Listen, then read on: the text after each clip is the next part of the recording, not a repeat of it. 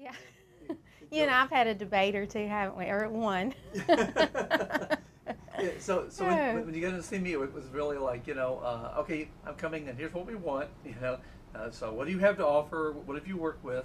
I mean, you asked me very good questions up front, which as a parent I think you should. So, can talk a little bit about the stance a parent can take to help them feel, try to gain some control in a situation like this. I think in my younger years I was passive in ways, and I think this with Juliana, I have a voice. I realized I have a voice, and I have to. And in the beginning, I had to be her voice, Mm-hmm. and now as we moved along, I had to let her find her own voice and help her have a voice and learn to be her own advocate too. And I'll always be her advocate, but as she gets older, she has to learn to do that, and hopefully, I've been a good example, for her. And I don't know. It's just something comes out in you, and I'm sure other parents or mothers can relate to this. It's just like, it's your child, and you'll just do anything for your child. And so I just, the fight came out in me, and just, wanting her to survive and, have quality of life, not just to survive, but have quality of life and just have normalcy, just a normal life, as much as we could. So that meant, lots of meetings with teachers and lots of conversations with doctors, and not being intimidated and, by doctors, and that it was okay to ask questions. And, and it's, in a way,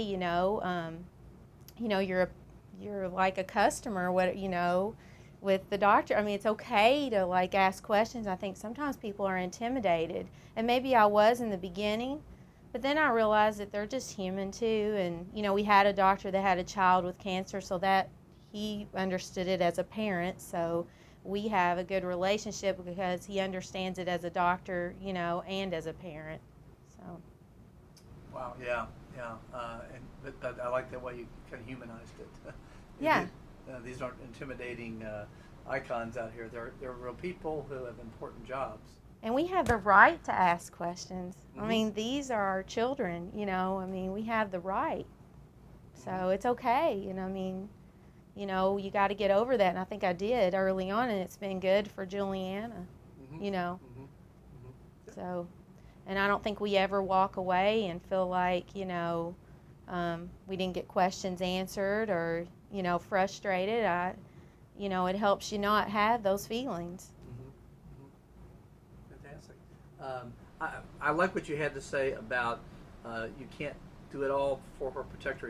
You have to give her a voice and let her have a voice. Can you speak to that a little bit in terms of just that, how you balance that desire to protect and kind of put her in protective bubble for all she's gone through versus to let her live life and let her get her own voice? Uh, You've helped me do that in ways. I mean, that's a work in progress. So, I mean, it's tough. But I was actually around another parent this past weekend and has a child with an illness, and I realize how I've come along, and how Juliana's grown too, and how great it's been for her. Even though it's tough, and sometimes I'm driving down the road and I just want to cry, because she is growing up. But you have to let them go.